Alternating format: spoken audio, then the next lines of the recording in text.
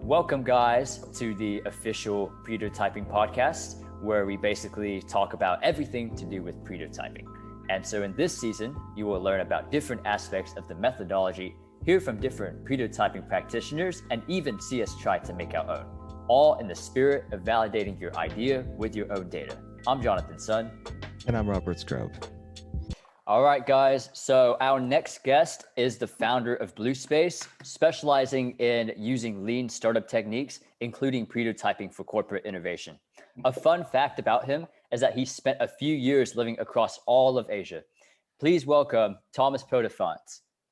So Thomas, Jonathan, Robert. Yeah. So the first question I have to ask, as kind of like a sort of, audience listener, kind of like icebreaker sort of thing is, what's the most exotic thing you've ever tried while living in Asia? Exotic? Well, you probably the first thing everybody's thinking about is all the lovely beaches. But you know what? It's I think I'd probably say more exciting thing, because the way I travel, I love to get to know people, and I get to know how people they live and work, and and see everything where tourists don't go. So I think having spent 6 years in Asia, I get to know people quite well. So I think it might sound quite boring, but I think actually getting to know how people they live and work, that really was quite exciting for me, because it really tells you a lot. And I think I use that in the way I work, because it's the culture side as well. And I have to say, I spent a few weeks up north in Thailand. I don't think I've ever seen as many temples in my life, but it's quite different. So it gets you into the whole history of a culture. So I'm sure people have wanted to hear about beaches, but it's just too obvious, I guess. Yeah, awesome. All right, Robert, do you want to kick off with the first actual Pretotyping question? I think I want to center straight out on what you had talked about outside the recording just a minute ago about the actual application of Pretotyping in the real world and its application with human-centered design and with humans in general. What's been your experience to date with that? It's so a bit about my background, because I think I'll probably establish a bit why I have this view and why I think it's so important, and what I've done in the past. Because I grew up in transformation, and I grew up in very traditional ways of looking at problems.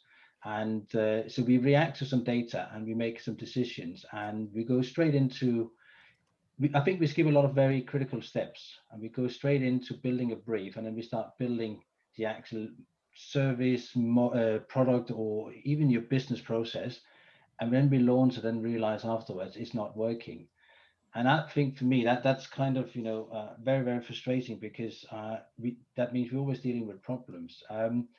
I actually started to get into, and I guess it's part of the concept of prototyping, I would say about 6-7 years ago, because I worked for one of the big banks, and we had to change a whole operating model. But we worked in an environment where things have changed 11 months earlier. And so we just wanted to try new techniques. And rather than just presenting another 150-page document and say, this is now how the new organization is going to work, we tried to change the tack. So we actually we started to become more creative and think about how can we do this differently. And so we took some of those principles, and also a little bit from design thinking, etc. But it was more about the collaborative nature, So we built small ideas on the spot in the room with people. And it really, what it helped us doing was we were all starting to get on the same page, and you create alignment. So it's not like saying, this is the best practice, this is how your new operating model should look like, but we literally just put it there in front of them. So we actually build those concepts together. And I think it's powerful, because if you really want to land those changes afterwards, you've got to have people aligned to the whole idea. But as I said, I learned very early on that you can give people two pieces of text, and we read it and we interpret it completely different. And it's the same with ideas. So we need to get people to, if I say it's a red color, we all have to agree it's the same red color, because there's so many different variations of red. And so I just use that principle more and more, and we're now doing it. I'm working with a client at the moment. We got to think differently, because they're working with features they're going to add to a software underwriting system they have. And actually what you find is that they just want to build everything, but sometimes they can't even articulate to a customer what it is it's going to do. What is that feature going to do for them? So we're using the same concept and trying to just very simplify it and get them to build very simple models to what it could look like. So we don't have to be technical, but we just need to visualize what the idea would look like. So I think it's a bit, I think people are getting it, but for some organizations, it's still very, I think it's, you take them by surprise sometimes because they think you're just trying to skip through it very quickly. So they need to see the value. But I think once they follow the process, they start to see the value. But as a concept up front, it could be quite difficult to digest. How big of a factor is risk aversion to this entire process? Because prototyping posits that you have to learn from failure, but I would imagine some larger corporations and some companies in general don't really see that as an option, given that their things may be very tight in terms of like their market growth or their revenue. So what have you experienced? So I got a long career in financial services, and I think it's probably one of the most risk-averse industries you can work in. Um, I think you have, from a hierarchical point of view, it's people like to hide behind their titles. That means that they also feel they are there at that point in time in their career, so they make the decisions. So if that's something they don't buy into, it can be quite difficult. And trying to get people to create or gather kind of cross-functional teams is very, very difficult. So just introducing a concept, and you got to think about it because they work with so many different consulting organizations and they get introduced to so many new concepts. So why would that stand out? I think the conversation I tend to have with them is not talk too much about the prototyping, but it's more talk to them about what's the risk of not being a position where you introduce maybe disruptive technology to make your customer experience better. And what we really do is working with them to help understand how do we remove uncertainties through experimentation. And that's really where we get into the conversation because once we start on talk about more faster to market, we're talking about cost of failure. I think that's when you start to get them hooked on the idea. But you've got to have to talk that language and you're really going to have to understand their pain points. But I definitely see it a lot in financial service because they're so risk averse. It's, if I do this, will I put myself at risk? And so you've got to have to reassure your stakeholders and the sponsors that we're not putting you at risk, we're actually eliminating risk over time and actually putting you in a stronger position to make the right decisions.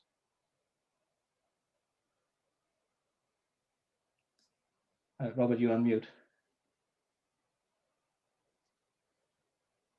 So basically, it's risk aversion on the political front as well as through the company itself. Yeah, absolutely. I think you're spot on. It's so from your perspective, is there a particular type of person that's more aligned with prototyping versus one that is not?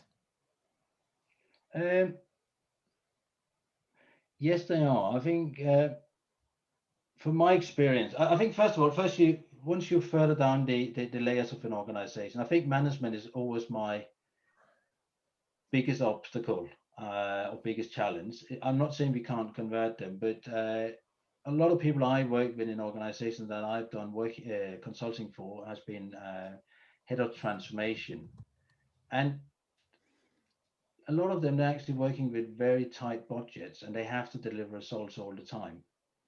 And so that's actually a way in, and that's a way where you can actually have that conversation and you can introduce it. But I think it's really back to the fact that if I give you a good example, I worked with one of the large banks in the UK a few years back, and we stepped in and we looked at 169 initiatives, literally based on the way they got to those initiatives. They looked at the market and they looked at all their competitors and say what they're doing and we don't, we have to do it. So we started really taking it back. And one of the concepts we looked at was customer correspondence, because they just realized we can save £30 million a year if we get everybody to go on online banking.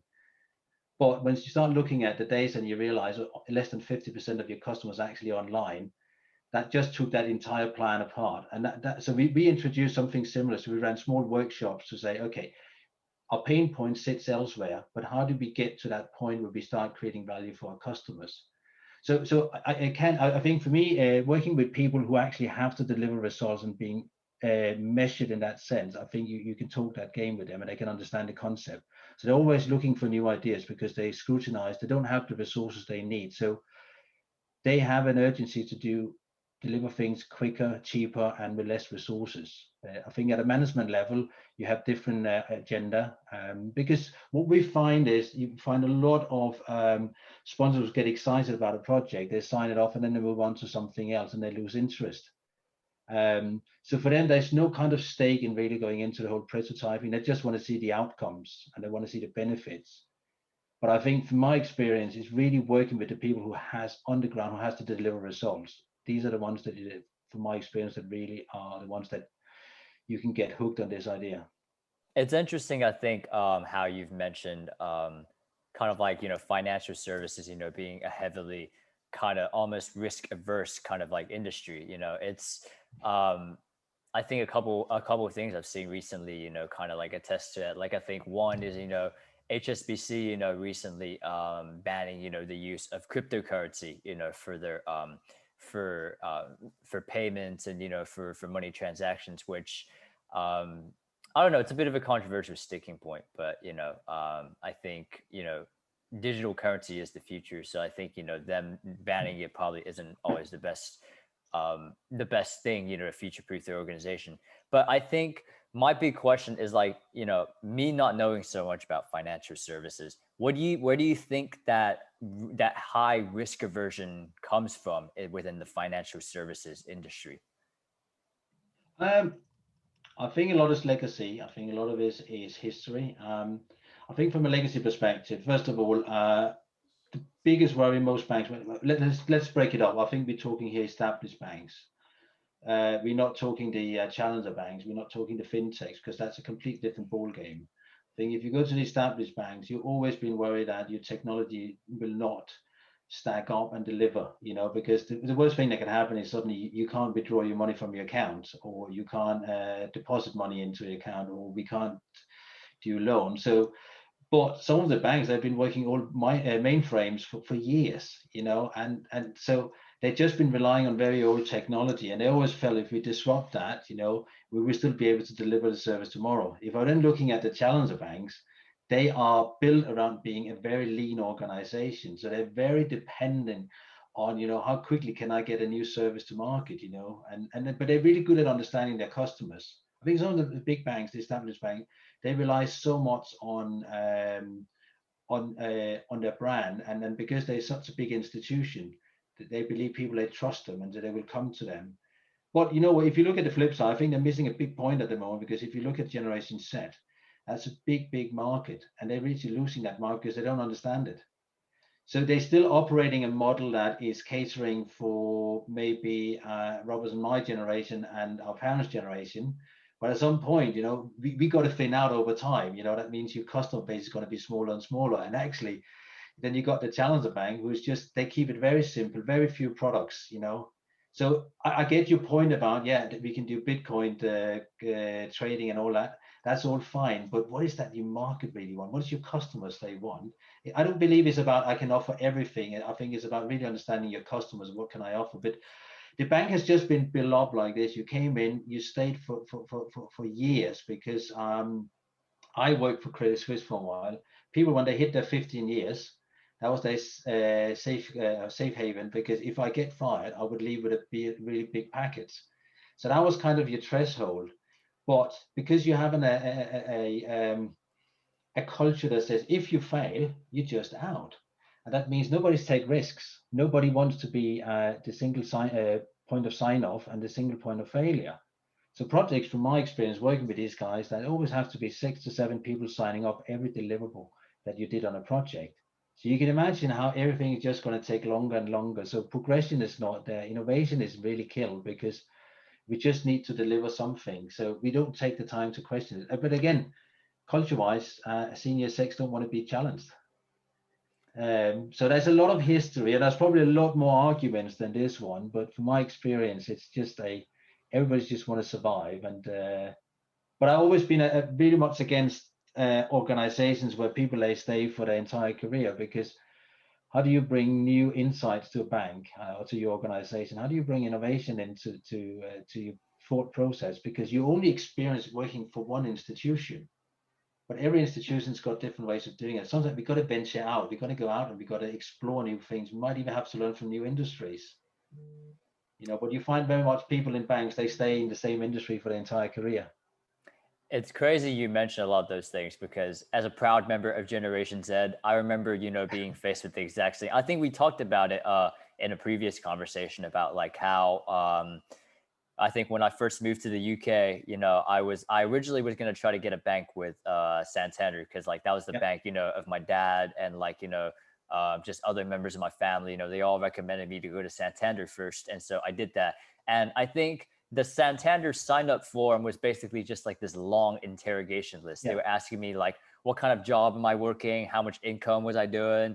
What was my national insurance number? Like just long questions after questions after questions that I barely knew the answer to. And then I think I had a couple other friends within the startup space, telling me, like, I was asking them like, hey, how do I get a bank account? They told me about Monzo. So I signed up for Monzo, and then I answered 2 questions, and then 2 weeks later I get a Monzo card, and I think, and I'm just like, yes, I finally have a credit card. And and then that's how I ended up getting converted over to a challenger bank, is because like I really needed a bank account in a crunch situation. I couldn't keep swiping my American debit card and then like and then losing all this money to conversion charges. But that's because it's a reflection of how challenger banks they work, because they have a very lean operation. That also means that the whole process for onboarding customers has to be extremely lean. It has to be a pleasant journey that you go through. You can't complicate it. But what you find in the more established banks is that we like to create complexity because that makes us feel more secure in our roles. And it's just a different beast that you're dealing with. I'm not saying they're all like this, and there are some of them that are starting to open up to the fact that we need to start creating an ecosystem outside. We can't do everything, because banks, they used to think about themselves as technology companies. End of the day, it's like your bank, that's your core business. Why do you need to do technology? Why don't you partner? Why don't you bring the best of breed in? So it's really how you manage. But having said that, banks have been challenged over the years because you're not making the same amount of money you used to. So I think the bottom line is being challenged. That means your cost base has to be challenged. So innovation really has to be there. I just think it's a generation shift it takes in those established banks to make it happen. Yeah. And it's interesting you mentioned those things, because I think my next question kind of like relates to that a little bit, which is like, to in a manner that you feel that doesn't give away your entire IP, of course. How have you managed to sell a lot of like kind of like traditionally rigid and almost stubborn businesses on ideas such as like prototyping? It's so I created my own kind of framework. Well, created. I guess what I did, I learned from experience, and I looked at what some good ideas we had out there that we could apply. But I normally just show them a quite simple graph that I've done, because we take one graph, and that's what I said. You create a business case, then people buy into it, and then you quickly kind of create your blueprint, and that becomes your project brief, and you assemble the team, you build it, and then you launch it. What the mistake you make, and I think you need to show it to them. I think the mistake they understand afterwards, but you don't really get feedback until you deliver that project. And that's when you start to realize that actually customers are not buying into it, or even internal users are not buying into it, because everything happened in very distinct processes. And what you find, so first of all, I'm not a big fan of how we do business cases, because business cases are literally based on assumptions, emotions, or sometimes the way we interpret data is completely wrong, because we do it to support an agenda or a narrative we have.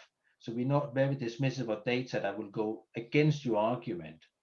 But it's almost like a boys' club. You find, I know I go a little bit back to banks again, but you got to have these boy club where they just agree on these things and they get so excited about it and then they launch it. So a bank I worked for before, and I use that as a good example, and it's a bit of an eye opener for them because they know they're making those mistakes. But we talk to them about and say, well, where is your ideas generated from? So we try to understand their portfolio, and they tend to come from senior level, right? And they also manage the portfolio. Then they agree, they do some prototyping, or not even prototype, they do some blueprinting, and they agree on that. They don't really challenge it. Then you actually hand it over the brief to your PMO function, who mobilize a team, etc. But they don't really work closely with the business, who will have to own the idea afterwards, whether that impacting your users or your customers. So you can see, you're working very much in silos. So there's a lack of communication, there's lack of understanding. But once we then start talking, so we're talking about several steps we think you need to go through. First of all, it's help them look at their portfolio and really make sure it really ties back to their vision. Because you're going to have to argue why do you think this is really an issue? Why do you want to solve it? And most often, you just ask a simple question. So why is this a problem? What's the pains that you're trying to address? And if they can't answer those questions, I think you're almost there with them and said, well, that's brilliant, but you're just building something for the sake of it. So we normally encourage them and say, go through small iterative steps to remove your uncertainty. Because what we want to do, we build our own data. So I'm very much on Alberto on this one. We build our own data to make us say our own informed decisions. But because we start very simple with a prototype, that means just create an idea we can visualize, so we can all look at it and we can all touch and feel it, and we can then get aligned on that idea, and then we can move to prototype, and then we can go to an MVP. But everything is iterative. So what we normally say is that you don't move out of that circle unless you really have the data support, if the idea can go forward, if we all aligned on it, and have it validated with customers. And it's really an interesting conversation to have. And some of them, I think you take them by surprise. But I think it really comes back to the fact that I'm not necessarily selling a process or an approach. I'm trying to really get to the core of what's their problems. We try to help them solve problems. And I think you really need to bear that in mind. If you can't understand the customer, understand their thought process, and if you can't understand really what the issues are, I think it's quite difficult. But once we get to the point where we really understand what the problems they're dealing with, then it's a lot easier to talk about. So let me talk you through this process. This is how we're going to do it. This is how we can do it in a much faster fashion. And this is how we can do it at a lot lower cost than what you would normally do. And what we can. So we can't guarantee 100%, but at least we know your probability of success is quite higher compared to if you go with the old tradition model. And they have to look at it because they're spending so much money on failed projects every single year. It's crazy because I think it was something that was brought up on the last podcast, the last guest that was on our podcast. But basically something that we talked about is how a lot of governments are kind of notorious for just bringing in a lot of initiatives that they think will help people, yeah, but don't actually help people as much, right? So I guess one example I see of that is kind of like the government furlough scheme I've seen, with what Rishi Sunak has been doing a lot in the United Kingdom. It's yeah, you on one hand, it's you appreciate, what the things that they've been doing to, make an attempt to help the citizens. But on the other hand, because they've never run a restaurant, because they've never, run an independent retail store, it's you're just not really hitting the core of the assistance that we really, really need. And it's because you didn't prototype certain approaches to helping out these firms that are already being hit really, really hard in the pandemic. Exactly. You know what? When I worked for Credit Suisse, I was part of setting up the digital strategy in Asia. And you know how Asia works, and you also know how much in Asia you love to have access to cash. Not everything can sit on a card, right? Exactly. So building a digital bank, because private banking is quite big in Asia. So, and it was interesting because I came in, I had to establish a team, but when we looked at the strategy, and we really started to question it, because we just found so many flaws. Because first of all, it was literally built, it had got so many features on it. It was quite impressive, but it still came back to the point. Who we built this for? Why would they use it? And actually, again, it's the same approach. We've looked at all our competitors, and we literally taken everything they do and we put it into one product. And but what the team demonstrated, they haven't spoken to any customers. They didn't understand any personas. So we had to start breaking it down and say, well, there's a couple of elements. There's all the personas, because people over 60 in Asia who doesn't use technology, why would they suddenly jump on a digital platform? Or can we change our business model? But then you also realize that if you live in Hong Kong, you can't trade shares in Singapore. So how you overcome that? So the legal aspect of it as well. So just by looking very quickly at that plan, we literally pulled it apart. So we had to go back and And we used some of the similar principles, but we really had to go out there and we had to talk to customers.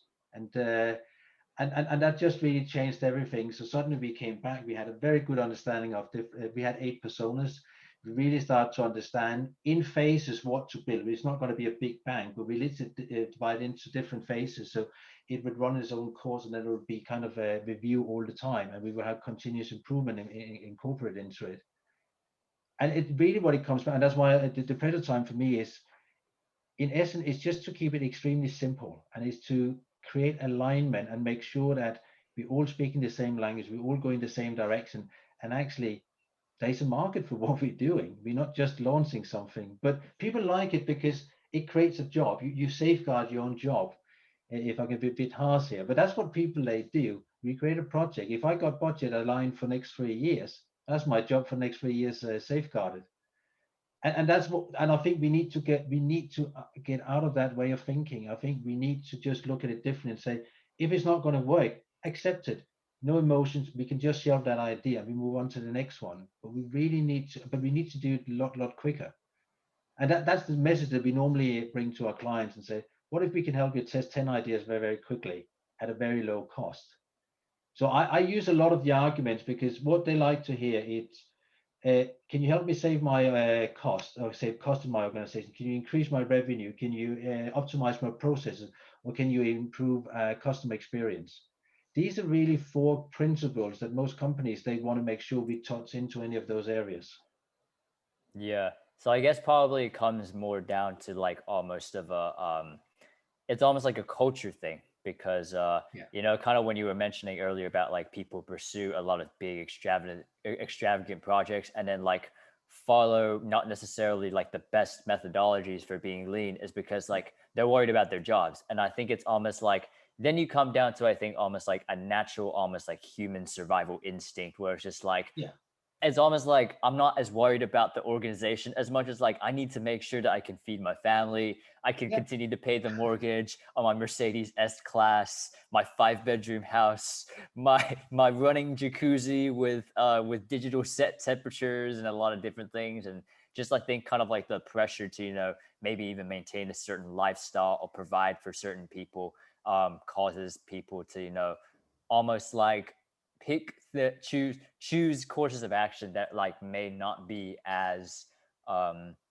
may not be as conducive to organizational profit, but it's Yeah. great like when it comes to like a quarterly performance review, something like that.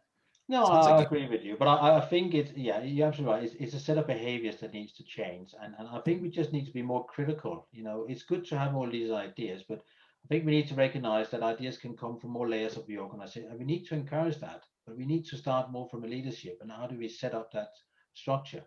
Because it's not just about saying everybody can innovate in an organization, or everybody come up with ideas, but where do I go with my ideas? Does it get recognized? Do I get feedback on those ideas? It doesn't have to be, we just need to have an acknowledgement. But at the same time, I think we need to be more professional about how we pursue those ideas. So if we create a business case, make sure you've done all your groundwork so you can build the right business case. That means it's built on data that can actually support your theory. But I see a lot of business cases don't even have a hypothesis. So when we look at outcomes, they're looking at saying, okay, I believe, and you just got a question where they got the numbers from, but I said, I believe we can increase the business revenue by 20%. That's a really good sell. And that's what people get excited about, but we don't know if it's possible. So, you know, we sometimes just have to go back and say, let's test that hypothesis. Is it possible, you know, and just do it simple? But because everything we do, we learn. We need to create validated learning in our organization. But we get hooked on numbers, and that's what we get seduced by. And you're Yeah. right, it's a culture thing. But that's how we always done business. I think now we're just changing the way we want people to look at business.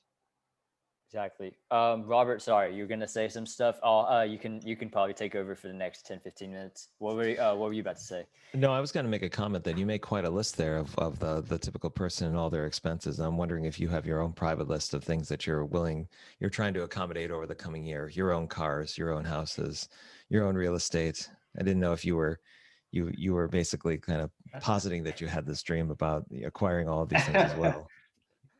Maybe one day. I mean, Okay. for myself, I'm a little bit more materialistically simple, but you know. A lot of people I know like to have those things. So with just one Mercedes instead of 10 is what you're saying. You'd rather just Yeah, like to simplify it to one of each. just one Mercedes. But you know Okay. now, Jonathan, after Brexit, you won't even be able to afford a Mercedes. You have to stick to a local car from the UK. Rolls Royce. Yeah. And we Once might you all get be started, driving Rolls Royce. Not bad, really. Not bad. Or Bentley. if you have the means, you have to invest in the parking lot. You have to make sure the garage is kind of extended. You know, you have to kind of like set the bed for all the things you're going to acquire. So The UK, in most UK homes, they don't even have parking garages. Like basically, you're lucky if you even have this thing called off-street parking. So yeah, homes in the UK are like definitely not like the kinds in Texas. They're a lot smaller. They're kind of like shaped square. They're usually kind of lined up in big giant rows. Yeah. well, that means you definitely have to relocate and go remote completely if you're going to need to make room for that. So Absolutely. Probably. yeah. Absolutely. So Thomas, do you have any success stories when it comes to prototyping? Anything you want to share with us in the past where you've used the process to kind of help out clients or help individuals kind of see the value of being able to test the market through a scientific method that's prototyping? Well, we just had I just had a client here before Christmas. I think it was a combination of getting him to also apply design sprints and really try to, because as I said, they started with a very crazy roadmap.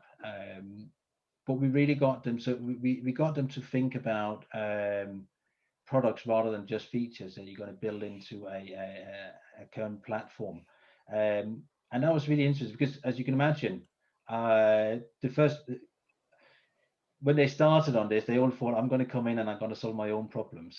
I think what they learned from it was we solving problems together. You know, we coming up with ideas, but rather than having a tech team going back and start to create an idea how it's going to work with those features and actually make it workable, we just got them to illustrate it, on building simple models, and it worked. And even when I was Accenture, we did it with a client where we just used prototyping as we're looking at HR systems.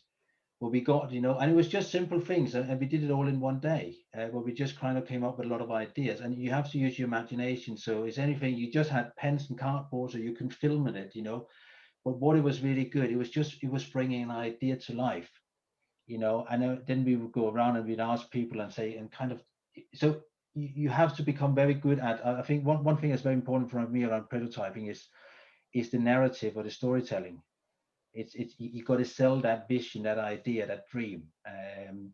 So we use it a couple of times, and it's really interesting just to observe a room and see how people suddenly change their mindsets. They change the perspective of the world, and I think they start to realize the simplification sometimes is such an impact on future designs, because we try to overcomplicate, we try to justify what we think customers they want.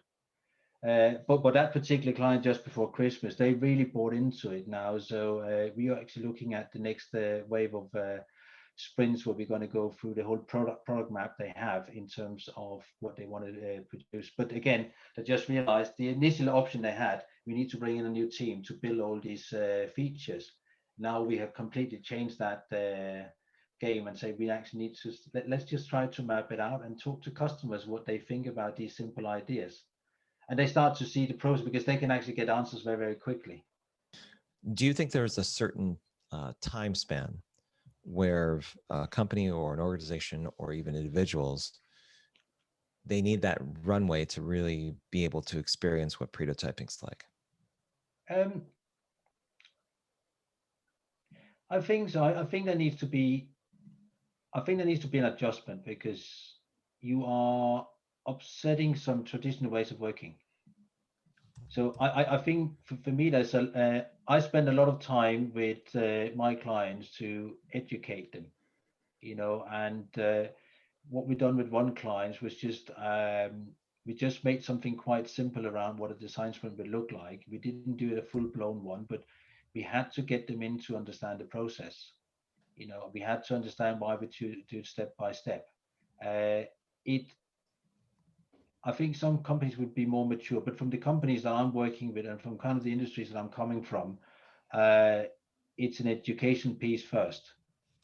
And that's why, because I know Jonathan and I, we spoke about that quite recently. if you just try to sell the process, I think it would be quite hard. For me, I would go back to my point before. It's you gotta have to get them to really understand the root cause of those problems. We've got to understand the problem. We've got to dig into the details about what the actual root cause is. And once you then start, okay, say that's a number of interesting challenges we have. Now we start to introduce the simplified concepts. And that's really worked for me when we then come in and say, let's just prototype this very, very quickly. Because what I've realized is companies, they work very much in silos. So it's actually a good way, before you actually think whether you can use that prototype for anything valuable, it helps you initially just to get teams to work together. Because we create something together, we can say, oh, hang on, that's not how I looked at the idea. And suddenly we go into those discussions. So it's a bit of a learning curve for them. So I tend to look at the maturity of an organization before I even start to go into a full-blown process with them. And when do you know prototyping is not the proper method or process to use? I would say if we are not aligned on the idea, have the same vision, I think prototyping is. But you do actually go into quite a mature team who might have worked cross-functionally before, who seems to have a good understanding, and also if they constantly in dialogue with customers. So they might actually just build on existing ideas they already have as different technologies. So if they can do it very quickly, they just might go straight into a prototype with which they can demonstrate. But yeah, I guess it's I haven't really thought too much about it when I really think it's not. I just normally the types of companies I'm talking to, it's because they have very simple, very complex processes. So for me so far, prototyping has worked quite well because it helps them look at it very simply or simplistically, and it's very simplified. And how do you see the process evolving? If you were to kind of project out a year from now and see how prototyping is being used, how would you kind of take what you understand of prototyping and what you apply to it and kind of build upon it? I think in many ways, well, if we look at, I think if we look back at 2020, I think that has been apart from all the casualties we've had, but if you think about what happened in 2020, part of it has been a blessing in disguise, because I think we now started to disrupt businesses. I think business had to think very quickly. What I found is a lot of companies, because the companies I spoke to last year was very much in survival mode. I think suddenly they realized we need to do something quickly, but I don't know what to do. So for me, and the conversation we have is, this is a concept to say, don't overcomplicate this. We can actually help you very, very quickly to put ideas together. But first of all, I always start with the portfolio. It's first of all, look at that, and we need to challenge that portfolio. But if they want to test some of those ideas, they're not really sure about how to prioritize it. Prototype for us has been really good as a tool, because we need to pivot a lot quicker than we used to. And I think that any industry is going to be under enormous pressure. I can only see this, but talking from my experience, I can only see how this can evolve over time now, because I think we're pushing some boundaries, but we need to be able to make quicker decisions on the right ideas. I don't think we have the luxury at the moment to make the wrong decisions. But you just can't, I just don't think the funding is there to go through these very extensive programs that we've seen in the past. I think we need much more certainty up front. Yeah, or have a conversation of how things are going to go. I think the old way of doing the extended version of work as we know it is going to end. And the idea that you can actually leverage online work and the environment that people work in for their own benefit is going to increase, which would bring into prospect things like pensions and life insurance and other things that people sometimes take for granted, and that are slowly being chipped away over time. So it's an interesting narrative just to see where things go. Yeah, but you know what? It's just you enter into those conversations, but it's just a couple of very simple questions you ask them. But if you start, as I said, you challenge the data, but really, if you start challenging why they're trying to build it, what's the problem you're trying to solve? Because you want to get them to think. If they can't answer that and they're still passionate about the idea, well, let's keep it simple. So we can change that conversation, but we normally challenge them a lot, because I grew up in a consulting industry where, if clients said they had a problem, we will find a solution to it. So we will tell you how we can do this and how many man days, and how long it will take. But there is also an end part to this, and if it doesn't succeed, who's going to take the blame for it? And I think companies, they just can't spend that amount of money anymore. They really have to be careful how they invest their money. So you start to create that scenario to why this is a very good way of doing it. Will it happen overnight? No, I don't think so, because I think there are companies that need to kind of change the way we're working and the process. But I just think we're going to see more of it, and I think the arguments are there, and I think they're there in order for us to grab them and move on with it. Can prototyping be used for something besides sales? What do you mean? Well, most of the skin in the game that you get from prototyping, as outlined in the right, it has to deal with intention commerce, things where people are going to give you something in exchange for what you're offering: email, phone number, contract, money, down payment. But what I found in a recent exchange is that there's another type of prototype that involves redirecting attention. So if someone wants to have more people pay attention to a feature or an add-on to their product, then they switch from actually people putting skin in the game to redirecting attention towards that particular one. And then the skin in the game is the actual add-on acceptance. Like they basically add it to their account, or they opt in for some program, and then they can use the analytics to determine how many choices were made. So that was kind of the origin of my question, is that are there different types of prototypes out there beyond just kind of asking for some sort of intentional commerce? So because of a lot of my background has been around transformation and really working on operating models, the way we always got skin in the game is the way we involve people in the process. So actually, once they become part of the design of how the model will look like and the roles, that's when we tend to get skin in the game, because what we're not doing anymore, we might give an outline of what it could look like and then we write feedback on it. But really, some of the things that we have learned, because I believe, and the reason I go back to this particular example is because I believe innovation comes from all different sides of it all. It's not just about products and services, but it's also how do we operate. So I'm very keen around processes. But from my experience, once we get people to really start thinking about and say, if we're going to change that organization, we're going to create, let's say, more responsibilities, we're going to distribute it. It's not just leadership who can make decisions. What would your role look like? What could it do? How could we do it better? So we sometimes open up that dialogue and we get them to actually look at how they can design their own functions, their own roles. Doesn't say we're just going to sign it off, but what we find is that once they can start influencing, because they bring a lot of their own experience in, especially working with customers, that's really where we get skin in the game. Because my view has always been, if you design something and you can't come and tell me afterwards I don't like it, because you had an input, you had an influence of how that role could look like, or that job function, or how that process could look like.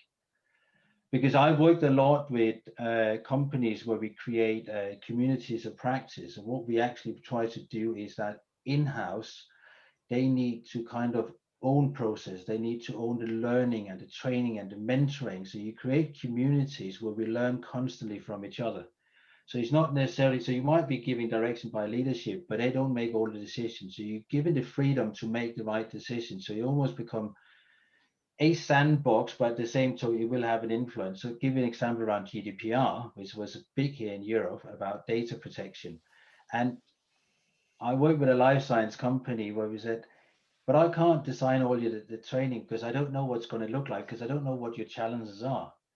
So we created an environment where we say, we have to learn along this process. So every time we have an exception to a process and we can't answer that question from a customer, we take that away. We might make judgments called, but we have to validate that learning. If that then means that we have to change something in our roles or job descriptions, or we have to change a process, or we have to create learning, that became that ownership of that group. And that's really where we get skin in the game, because you guys have to educate yourself. You have to make sure you constantly minimize risk. So we kind of give it back to the right owners. So it doesn't become something we push from the top down and enforce on people. We get them really to own it. And for us, that really gives skin in the game, because you have to constantly do all these small kind of tests and prototypes in terms of what it can do. So they're not necessarily going to say, hey, go, that's the next big learning program you need.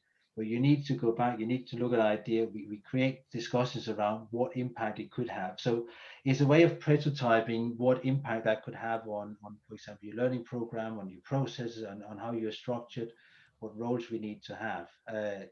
So that's where a lot of my focus sits as well, and really work with people to get that skin in the game. But again, it's back to what I said earlier. It's really around through people empowerment. You got to have to give people the opportunity to actually learn on their own accord, make the mistakes, but validate that learning, and then we move on. Yeah. So let's so with that, let's kick off the game with both of you guys. So at the end of every podcast, we'll do a quick design that prototype, where basically on the spot you have to figure out how to you would figure out basically what your hypothesis would be, and how you would basically in 1 or 2 sentences prototype a given product or service, assuming that they have not been invented yet, right? So kind of would have to take your mind back to a mental time machine. So the first challenge I'm going to give you, Tom, is how do you prototype a forced induction cooking stove? Yeah, I really saw that one. I think that was not a nice one. What do I know about stuff? But anyway, I think it's really good, because if I think from a hypothesis point of view, you probably want to establish it's because first of all, who are we targeting? So who do I set this hypothesis up for? If let's say we go for the younger market, I probably got to say we set it up. We say we want to achieve X percentage of, let's say, generation Z, because in this particular market in the UK, because we like to do more home cooking. So I'll definitely run some tests and see how that would work. And you can argue, how many of them are actually done their own cooking, because we live in a society where we do a lot more takeaway. We order things, but it will help us really quickly understand and say, do we have a market for this? Do actually the young generation want to buy into this? Because the whole point is they might not see their focus being in the kitchen. So the whole idea might be killed off. And it might be something that our generation have used. But again, I just need to gather the data to understand if that concept would work. And I think it goes back to a previous example I gave before, is, but how well do we understand the market? Do we just think it's a good idea? Mm-hmm. How about you, Robert? How would you prototype a forced induction cooking stove? I wouldn't. I would give it over to Jonathan, yourself, or I would give it to Thomas to That's do. a very I would clever not do answer. it. No, it's not my deal. No. Just my engine. See, if you read it, the right it in the back of the book, it says that in order for you to have a successful prototyping kind of campaign, you have to be intrinsically motivated to what you're doing. Absolutely. So for me, I wouldn't. What you're describing is something that doesn't really kind of correspond to what I'm after. But there's a couple of things that I would. So maybe a question to Thomas here is that if you were to give me a market engagement hypothesis of something you've been thinking about, then maybe it's up to me and Jonathan to potentially explore an XYZ with you. So if this can be, Thomas, this could be something that you're doing personally, like workouts, or getting a new car, or it could be something professionally where you want to kind of explore something with your business. What would your market engagement hypothesis be of some idea you've been kind of thinking about, if you would like to disclose it on the podcast? I think one thing that could be interesting to explore with you guys, because if you think about lockdown, and it's putting a lot of restriction on us, but I'm really into exercising, but exercising, because you might go to the gym, you might go to a club because you like the social aspect. So it'd be interesting to kind of look at, how do we prototype an engaging exercising model that still, well, we can use technology, but we can still get together, and we still kind of achieve our goals. I don't know if that makes sense, but I'm just, because we're so isolated currently now, because we're in a really tough lockdown again here in the UK. So people really feel isolated. But how do we maintain that? Because exercise is really healthy for us, but at the same token, we also need to socialize with people. But how do we keep that How do we create a test for that, for example? So the interest is to get people to socialize a bit better with the gist of the pandemic. Um, are there existing market solutions that you're aware of that could kind of fit what you're talking about? Not necessarily what I'm aware. There probably are. I probably are. But so, for example, I give you, because I do taekwondo, but I just log up and I do it in front of Zoom, and that's it. So you do your half an hour, 45 minutes, and then you log off. That's it. So you kind of lose that social aspect very, very quickly. But I'm not really. I know there's the Peloton thing, but then you need to buy the Peloton because then you get into that community. But not everybody can afford to buy that kind of tool or equipment. Okay. So, I'm fishing for what kind of product or service you're thinking about. Is this a socialization tool, or what's the vision for this? I think it would be it is a combination because you're gonna have to have some kind of I guess I'm fishing for some there's something around technology because that's how we communicate at the moment. But how do we create a or even if there's a market, is there a market for a community-based exercising community where we literally say we do exercise, we do things together, but also you share ideas with your community. Maybe we gamify it. I'm just thinking about what keeps you motivated because at the moment you have to find your own strengths and you have to find your own motivation to go out the door. But sometimes we get encouraged by people to actually exercise. That's why you might get out the door because you've got to be at some place at a certain time on the day. So it might be a bit broad topic, but I'm just thinking because we're talking so much about mental. So I think it's about social. I think it's about exercise. I think it's about mental health. I think probably we could try. There's a couple of things, right? Like I have one idea for if you're stuck at home, and one idea if you're thinking about going outside. Okay, so if you're stuck at home, you could do a thing where like you go to like an exercise group on like either you start off with like either what's it like Facebook or like Mighty Networks or Reddit, and then you can do something like at least 20% of middle-aged adults that are passionate about exercise will attend a 30-minute kind of like a 30-minute core exercise, a group core exercise workout, and then on Zoom, and then that's like something you can include in like kind of like push-ups, the side stand thing where like you gotta like stretch your legs like a scissor, and Superman's burpees and sit-ups and a lot of those types of things. And then you could try to prototype that with like with a group of middle-aged businessmen or stuff like that. And then if you want to extend it to go outside, you could try something like at least 20% of at least 20% of, I don't know, maybe tech entrepreneurs or businessmen would be willing to go on a group kind of like WhatsApp run where like say everybody's like has wireless headphones on and everybody's running at the same time, but they're connected on sort of like a WhatsApp group call, kind of narrating over their run, and so everyone's kind of like chatting with each other while running in their own respective neighborhoods. That was a good idea. It's but I guess it's I guess where the idea I'm not sure it could work, but it was just trying to address some of the challenges we have in today's society because I think we see all this pressure.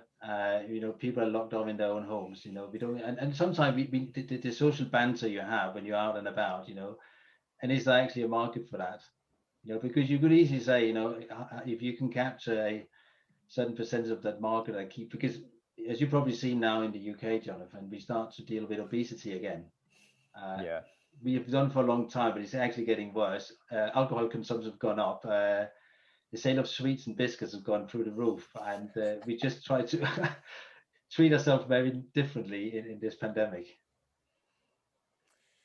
Not as horizontal as in Texas, though. I think what's the obesity rate in Texas, Robert? Is it somewhere around like 45% or something like that? Yes. You know what? I don't think we're far off in the UK. It's really got bad. It's the kind of food we're eating. We the Brits, they like their comfort food.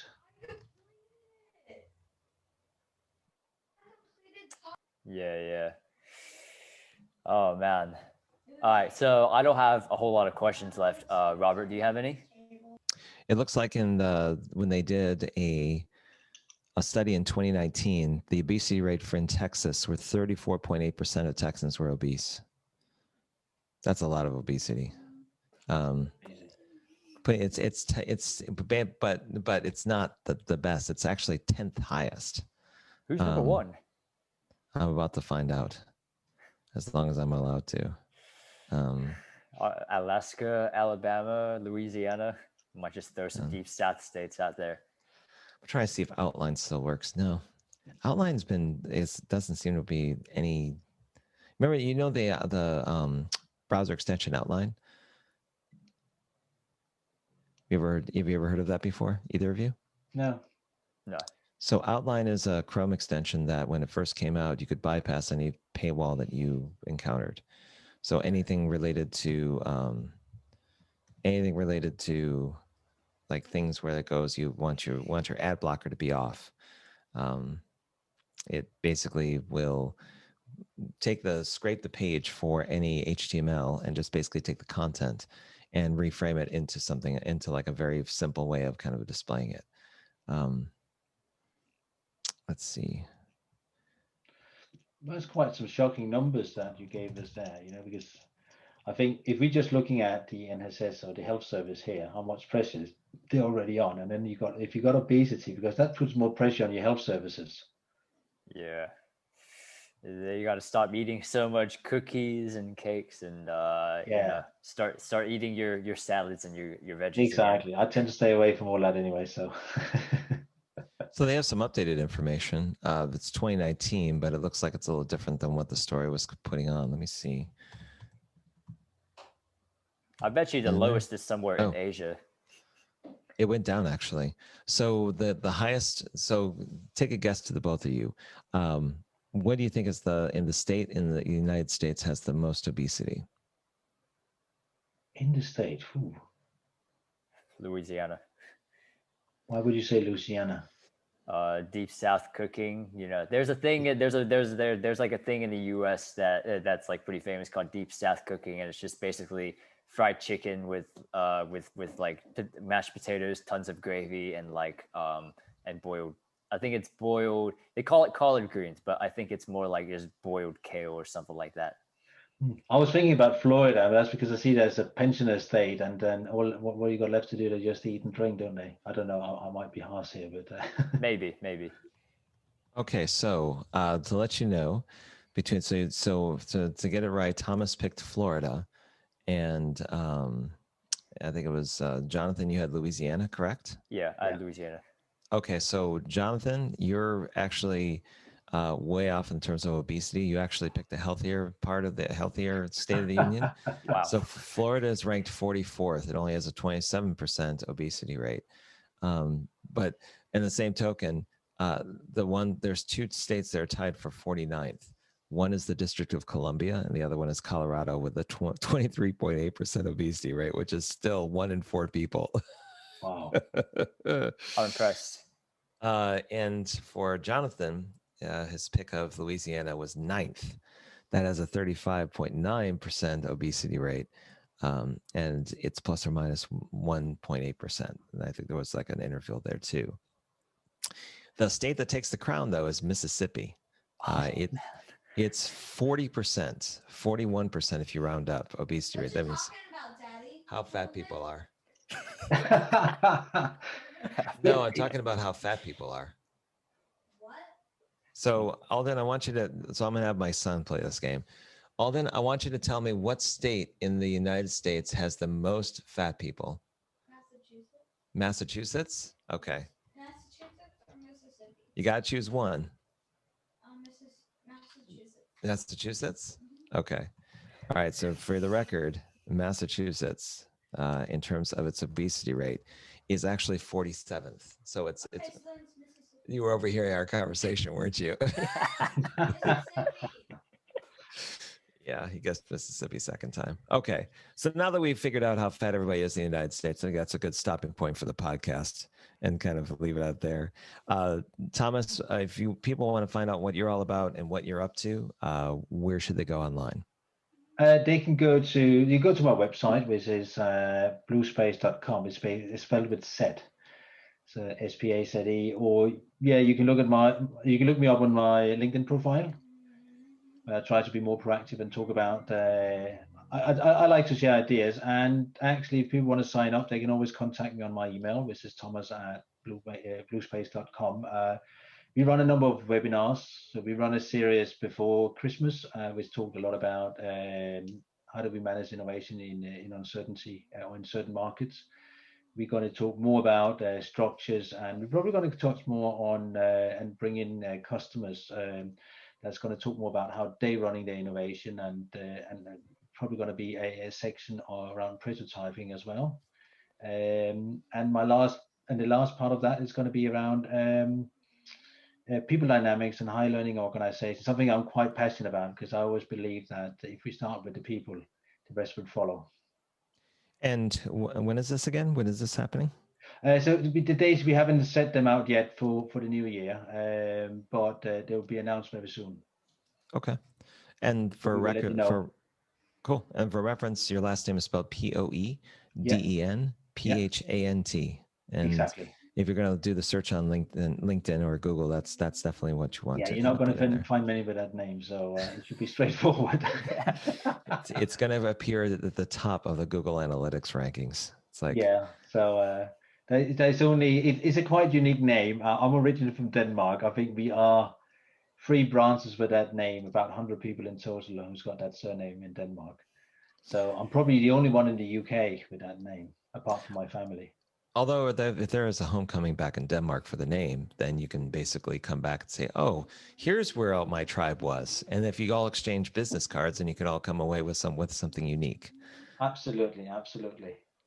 Or get them on a Zoom call. Say, any Thomas Poedenphants, just go ahead and dial into this on this day, and let's see what the variation is. And everyone just kind of does a little bit of exchange from there. Absolutely. Right. Well, Jonathan, you want to close this out? Thanks for being on the podcast, Tom. Thanks for having me. Tune in as we just mentioned. Contact Tom on all the aforementioned social media channels. And remember, everybody, fail Ferrari fast, McDonald's cheap.